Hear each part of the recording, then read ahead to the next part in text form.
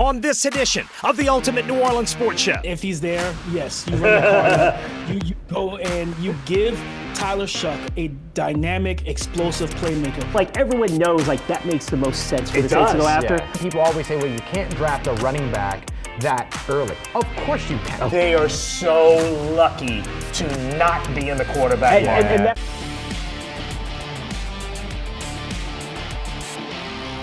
Welcome into another episode of the Ultimate New Orleans Sports Show. This time a post-Senior Bowl pre-Paris edition. Thank you very much for being here with us. We appreciate you very much for joining us. I am Ross Jackson. This is the illustrious and incredible Doug Mouton. Thanks for joining us here for today's show. Yeah, and we say pre-Paris because it was announced this week, sort of trickled out over the weekend, that the Saints are going to Paris in 26. So we knew they were going eventually. Yeah. But it's one of those things that, just me personally, I don't believe it until it's done. Yeah. And it's done. Yeah. They're going in 26. I think this is awesome for the city of New Orleans, the state of Louisiana, the way the Saints fan base travels.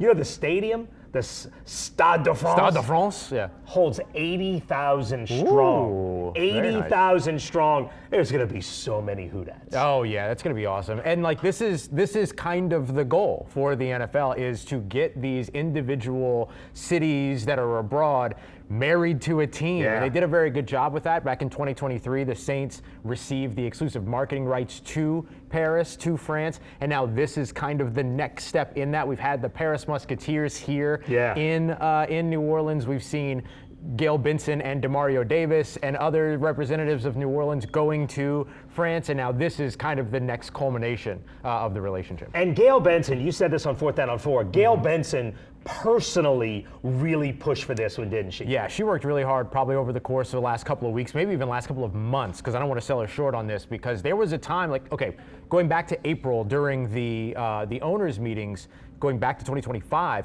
it felt like this was going to happen.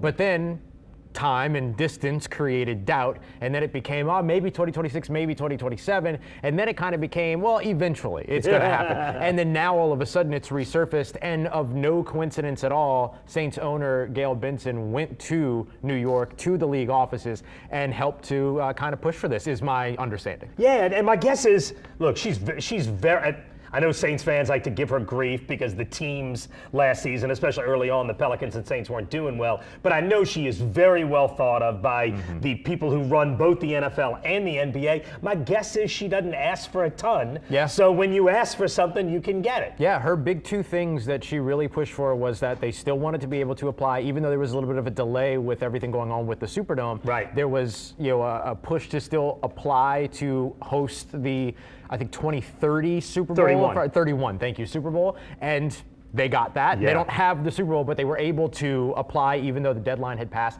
And then the other thing was pushing for this opportunity to go and play in Paris. And it was never a lack of interest. It was always more logistic stuff that was getting in the way. They've clearly cleared those hurdles. And now we're just waiting to see what the game will actually be. And from what I hear, this New Orleans has a real chance in 2031 for that Super Bowl. Oh, that's that great. It's not just a 10% long shot, that it might be somewhere in the neighborhood of 50-50. New Orleans has got a good shot. One of the best host cities for it. It would be spectacular. Yeah. All right, let's show you what's on the menu for this edition of the Ultimate New Orleans Sports Show. Ross and I are going to do some camping out, or not. We're going to think about camping out.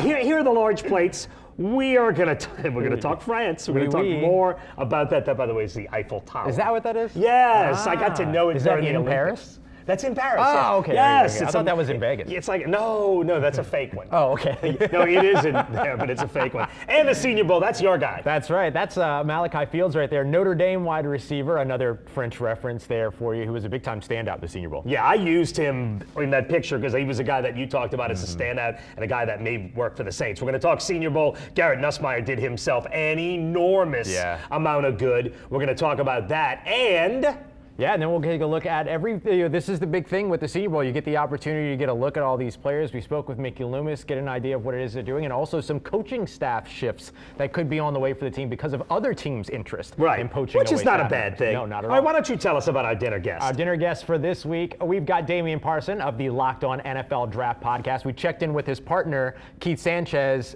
before the Senior Bowl. Now we'll check in with him after the Senior Bowl. And then, of course, with his usual brand of ridiculousness, we'll have Ricardo LeCompte here from WWE WWL Louisiana. I love me some Ricardo LeCompte. And we're going to abuse the Locked On NFL draft guys in the next 3 months. Yeah. Because this draft, I think, is fascinating based on what happened with the Saints last year. Yeah. And Ross, I am making the last call. Drink. What are you making for Well, us, Doug? I'm going to say I'm on antibiotics. So Okay. for one, I'm fine. Don't worry about it. But for 1 week, I'm staying off of alcohol. So we're going to lean into the mocktails.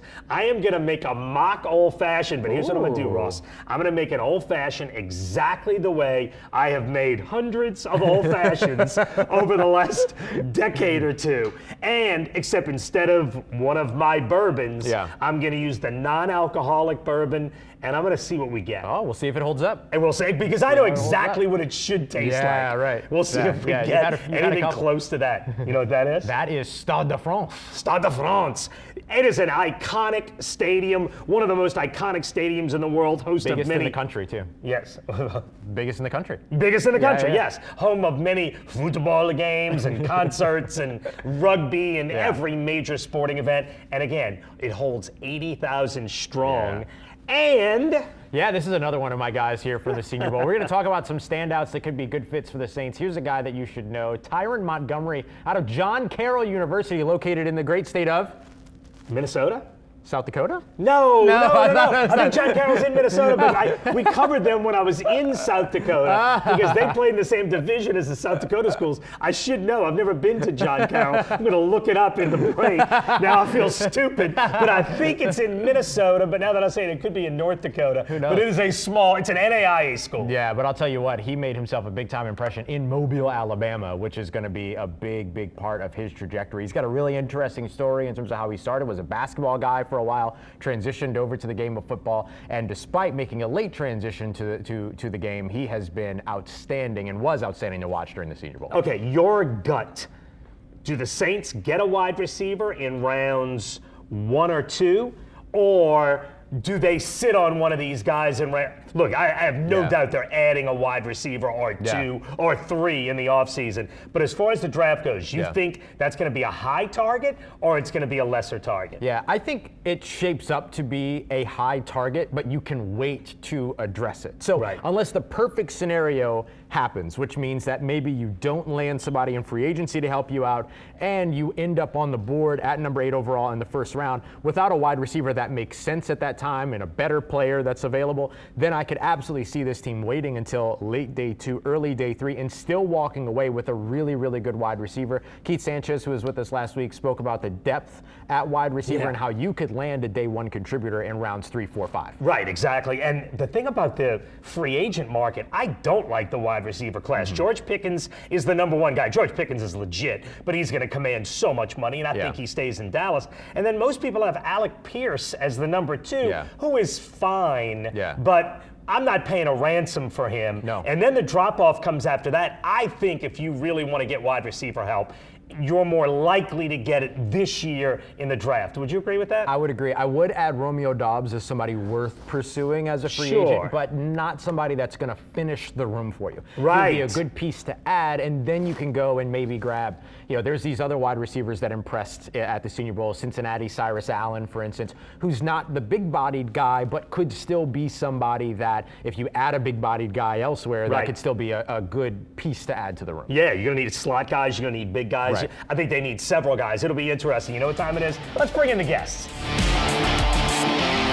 And our guests are now with us. That, of course, Ricardo LeCompte from here at WWL TV. And on the big screen, that is Damian Parson from the Locked On NFL Draft Podcast. Yeah, Damian, thanks so much for joining us. Ricardo, thank you very much for being here. No, thank you, Ross. No, thank you. No, thank you, Ross. Thank you, Doug. No, it's all Doug. Thank you. So, Damian, you got an opportunity to track everything going on with the Senior Bowl all throughout the week, and we are talking standouts quite a bit here as we come out of that. And so, for you, when you look at the premier all-star game for college football, who were a couple of standouts for you that you saw out in Mobile? Oh, man. Notre Dame wide receiver Malachi Fields, big 6'4", 222-pound wide receivers, a guy that came in with elite ball skills, big catch radius, but he got open across the middle. He flashed a good release package, and when you gave him the opportunities, he made the plays on the football. And he did that consistently at Notre Dame, outstanding catch radius with some of the best just wow catches of the college football season in this draft class. He's got crazy contested catches on his tape. like insane stuff. Like the leaping ability. Wait, I need to call it control, 20. all of it. I need to call it 20. Damian, where is his projected round? Where would you project he goes in this draft? What are we talking about? If he tests well and does his, handles his business in a couple weeks at the NFL Scouting Combine, I think late first to that second. I think he's a top 50, top 55 pick. Yeah. He went out there and performed well in Mobile this past weekend, and he played well and did everything he needed to do. And I would go right to the quarterbacks. I would go to Garrett Nussmeier, a guy that was much maligned because 2024 threw for over 4,000 yards. 2025 wasn't kind to him. Injuries from the core injury, lower body injury, and then LSU's offense just was not humming at all this season. No.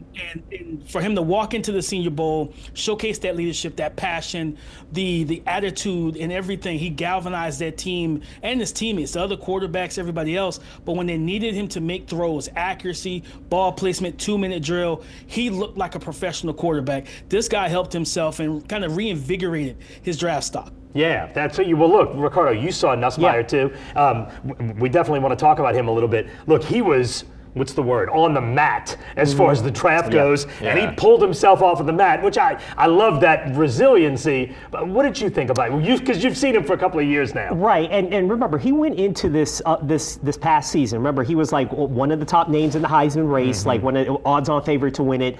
He came in going, hey, this guy could potentially be the first quarterback taken off the board, maybe even go number one if everything kind of panned out. And unfortunately, that didn't work out for Garrett Nussmeier. We talked about all the stuff that we saw on the field in terms of, yes, he's still got the arm. It looks like he's getting healthier. He's not 100%, as he told me when I asked him about where he is with that injury. But I think he really helped himself more in those off-the-field interviews with teams. And basically, when all the teams get to go, all right, what happened this past season? Not so much with the injury, but with why didn't that offense, why did you not perform to the caliber of going into that season? And I think being able to kind of, talk to those guys, tell them where that injury was, but most importantly also show that leadership skill, that maturity, all the stuff that, if you're going to be a quarterback in the NFL, can you handle yourself like a professional? And certainly when you get Garrett Nussmeier, you can talk to him, you see the lineage of where he came from with his dad being in the NFL. You get him in a room, you kind of talk to him, you get to know him. I think more teams came out of the Senior Bowl liking Garrett Nussmeier. I think your point about him helping himself in the interviews and everything like that is a great point, because it is really a big part of what it is that the Senior Bowl is all about, no doubt. Well as all of these off-season draft. I think Trey Wingo would call it the NFL draft complex, industrial complex. Right. But that's part of what this is all about. Is Mickey Loomis talked about it when we spoke to him at the Senior Bowl about how on field you're kind of confirming things more that you already knew, but getting an opportunity to actually work with these players, see these players, talk to these players are obviously big. Damian, if you had to kind of project where it is that you could see Garrett Nussmeier going now, and what the potential for him maybe is, depending upon how things go throughout the rest of the draft process, where could he potentially end up going? Like, could he be a day 2 guy by the time this is all said and done? Absolutely. I think top of the second round to middle second round, you think about teams like the Arizona Cardinals, who have a gaping hole at quarterback, depending on what happens with the Kyler Murray situation. Bringing in Matt LaFleur, I think it was, the new head coach. Bringing him in that kind of West Coast offense. Garrett Nussmeier would fit that very well. Just a couple teams at the top of that second round that, hey, if we can, if the Jets want to, just have a lot of draft capital over the next year to two, so the next 2 drafts, they could decide to take a swing on a guy and say, you know what, we've seen teams do it. We've seen teams even do it from a top 10 standpoint with Josh Rosen, taking that swing. Okay, you don't fit what we need. You're not the guy we want. We can move on and pivot. But I definitely think Garrett Nussmeier, now get to the combine, prove you're healthier, throw, show the arm talent, but be accurate and bring that same competitive drive and passion to the combine and then kill those interviews. I think his stock will continue to rise. That's big. It was funny looking at Doug's face when he was like, oh, surprise, second round. Most teams reach for quarterbacks. Like that's the thing. No, so 100%. I would not be surprised. 100%. And I like, and Damian, the Arizona fit makes sense because again, it's the quarterback, it's the Mike LaFleur, it's the Shanahan tree. That West Coast, it makes sense for someone like Garrett Nussmeier could operate in that offense. It is interesting because the Jets become really intriguing when we get to talking about Garrett Nussmeier a little bit, because they have got 2 first-round picks, but they've also got these second-round selections as well. And so, like, if they played it patient the way that the Saints played it patient with Tyler Shuck, where they invested that number 2 and that number, I think it's 14 or 16, whatever it is, that they have, if they played it patient and went and invested in weapons or a weapon and a defensive playmaker or something with those first 2 picks, and then turned around and waited for Garrett Nussmeier at the top of the second and landed him, that could be a pretty solid situation. It could be. All right, I want to change the subject. And I want to go to the subject that I think is top of mind for Saints fans. And it's Jeremiah Love of Notre Dame. And Damian, we're going to start with you. And I want to do this before the combine on purpose, because we're going to do this a couple of times as new information comes out. All right, how would you judge it for now, Damian? And there's 2 parts to this question. What are the odds that Jeremiah Love is still on the board when the Saints pick? Saints can't pick him if he's gone. What are the odds that he's still on the board when the Saints pick? And then if he's still on the board when the Saints pick, should they take him? And if anyone's not familiar, Jeremiah Love, of course, the super dynamic, athletic, ridiculous playmaking running back out of Notre Dame. I have a feeling Saints fans know who he is. I have a feeling most people watching this show. I'm glad you covered that, but I think most people are like, Ross, we know who Jeremiah Love is. Just give me the answer, Ross. All right, Damien, go ahead, dude. Give the people. I think it's a 60% chance that he'll be there and be available when the Saints pick. I think there's a strong chance of that. And if he's there, yes, you run the card up. You go and you give Tyler Shuck a dynamic, explosive playmaker. A lot of people look at him as just, hey, he's just a running back. I go back to that Bijan Robinson, Jahmyr Gibbs type of mold. Those guys that can catch the ball out of the backfield and be 3-down playmakers. You go to the first game against Miami. Notre Dame lost that game. They didn't feed Jeremiah enough, and that's why they lost the game, to be completely honest. But they put him in the slot, and I believe he was going up against a nickel corner. He ran an out route, and he separated like a wide receiver. And I'm like, these are the type of things that translate to the NFL. And he has home run top end speed. He's going to break runs and just give you a guy that can take that 5-yard carry. He makes a guy miss, and now it's a 80-yard touchdown. And Tyler Shuck didn't have to do much heavy lifting. Well, look, what do you think? Do the Saints go there if he's available? What? Yes, I mean we're all on the full yes train, right? It's just we're gonna get a lot of like just smoke screens, like for the next, like everyone knows like that makes the most sense for the Saints to go after. But like Mickey and company, they're just gonna be like, I like this offensive tackle right here. That man, that interior of the offensive line we could go fix. When you love a defensive end, and then when Jeremiah Love's on the clock, they're taking Jeremiah Love. He said it. Remember Mickey Loomis last year? He was talking to those of us in the media, and it was off the record, but it was on the record. He was talking to us about that first pick, where he took Kelvin Banks, which wound up being a really good pick. When you have a high first-round pick, you can't miss. So you tend to go a little safe. Look, a running back is a little bit more of a gamble, and certainly more of a gamble than a tackle, right? Because if a tackle's pretty good, he's still good. Here's the thing. Jeremiah Love is only worth the 8th pick in the draft. Damian said it. If you're Bijan Robinson or Jahmyr Gibbs. If you get one of those guys, 100% worth it. If you get a running back who's pretty good, not worth it. So the question is Jeremiah Love Bijan Jahmyr Gibbs good? Yes. He absolutely is. You think yes? Yeah, I 100% think so. Absolutely. I absolutely think he's in that tier. And I think that there's a couple different things. Like for me, every argument against drafting Love this early in the draft, every argument against doing it falls apart immediately under scrutiny. Like this idea that the Saints can't draft him, they're struggling in the offensive line. Okay, well that's what free agency's for. And guess what? They have 8 selections. That's what it's not just one round in the draft, people. And so that's always a big thing for me. And then people always say, well, you can't draft a running back that early. Of course you can. You 100% can, especially because when we talk about today's NFL, it's not the same NFL that we talked about a year ago. We're talking about the most 2 running back packages that we've seen in the NFL in the past few years, and defensively the most combined cover 2 and cover 4 looks, which invite the run game by defenses across the NFL. The offenses are now changing to get bigger, more 2 tight ends, more 2 running backs. You need to, if you're getting into today's NFL, you need to be able to put those guys out there. You absolutely can draft Jeremiah Love that early. Also, I've been, of course, preaching. Damien, you haven't heard this, but I've been preaching for the last 5 years that they need to upgrade the running back position. And it's been like leaning on Alvin Kamara. Kendre Miller has been a disappointment since he's been in the building. Devin Neal, you don't know. And then you have Audric Estime, like this is the guy that you had to like depend on after, they need to upgrade that position. And like to your point, you need 2 running backs in this. And that's great. You can run Alvin, but imagine having Alvin and Jeremiah in the backfield. Like, at least for a year. Yeah, at least for a year. Like that's a great setup for Tyler Shaw. Ricardo wants a running back to be invested in by New Orleans so much that we went to a restaurant and I asked him what I should order and he said running back. Yeah. And so he's very, very into the idea of adding a running back. That was the way you should have gone. That's right. And you know what, I did, and it was a great decision. Will the Saints do that? Damian, when you look at Senior Bowl talent, was there anybody else beyond the wide receivers, right? Was there anybody that you said, oh, I like this guy for the Saints? Are there any other Saints fits you liked? Any other Saints fits?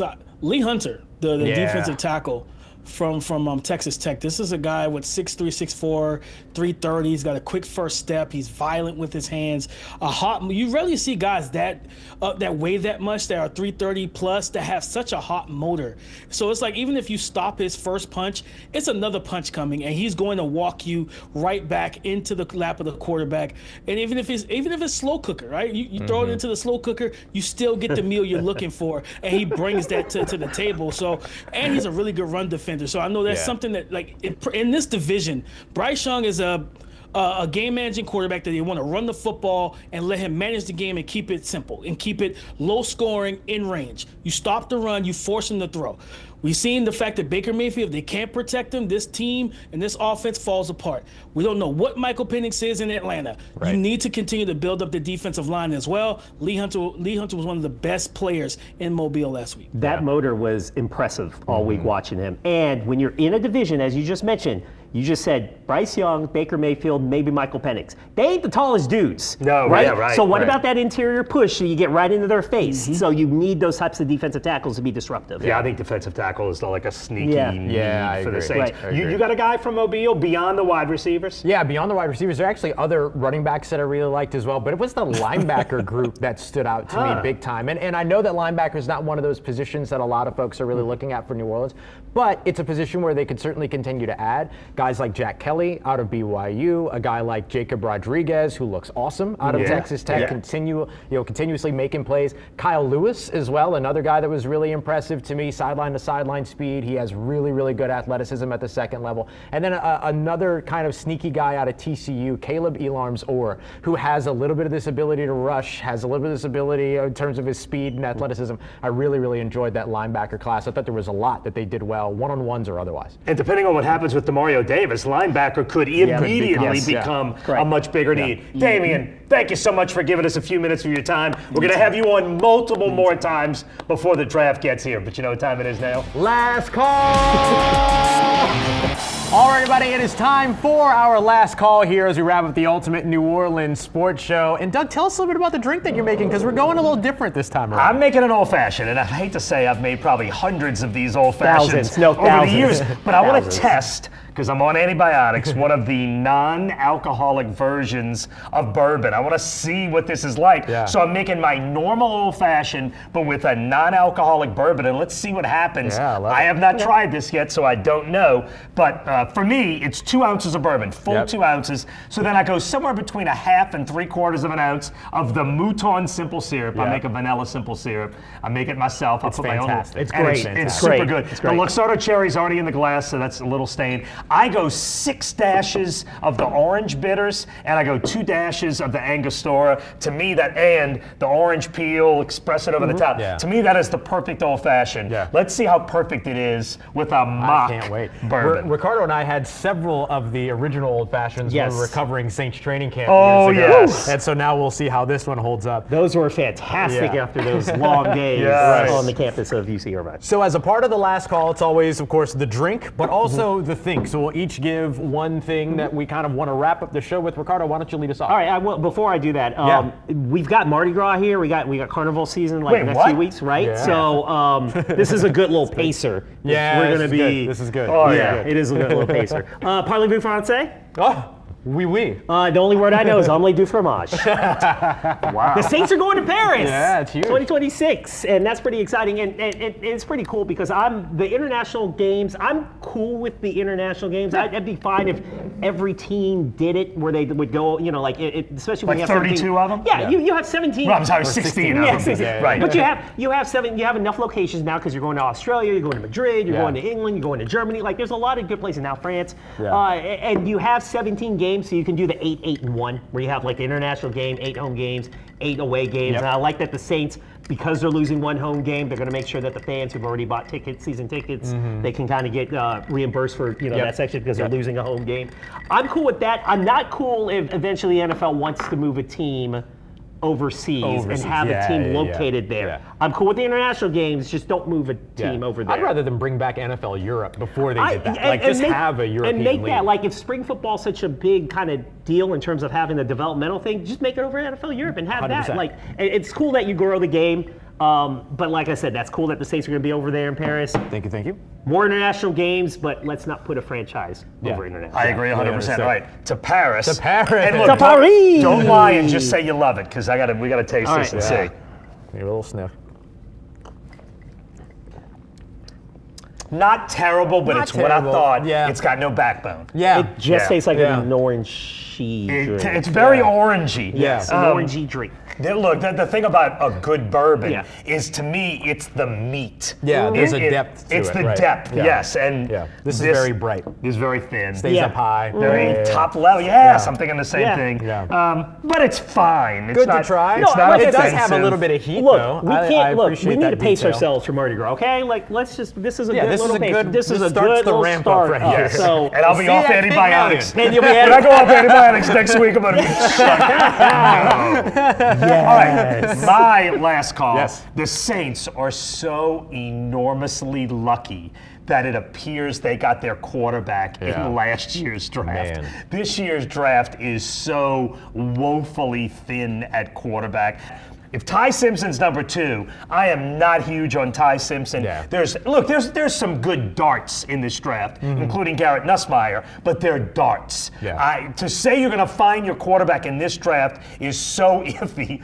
A year ago, it looked like the Saints were going to have a lot of choices potentially in this draft. You look at it now, and they are so lucky to not be in the quarterback market. And I also think that they got very lucky because they also went to the head coaching search at the right time. Yeah. Because this last pool of head coaches left a lot to be desired as well. All right, I'll give mine here as we wrap up. I also will say we have to correct something we said earlier. John Carroll University in Ohio. Ohio, Division III, not NAI.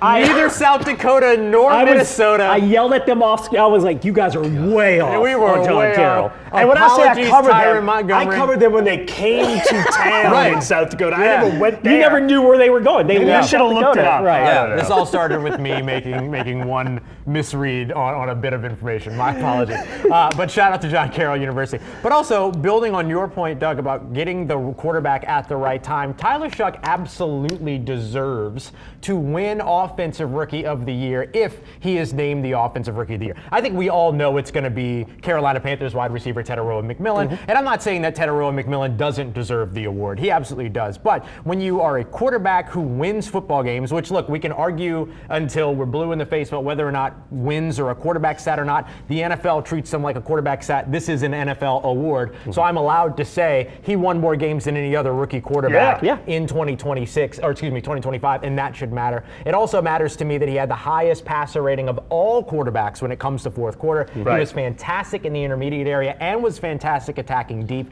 in a year where there were the least amount of 300-yard passing games and there was the lowest amount of deep throws in the NFL since 5 years ago at least. And so we are seeing him do a lot of things as in his rookie year that the NFL hasn't seen in terms of what the trends were in 2025. So I think if he does end up winning the Offensive Rookie of the Year award, it's absolutely warranted and he's absolutely earned it. Thank you for watching this edition of the Ultimate New Orleans Sports Show. Good night, everybody.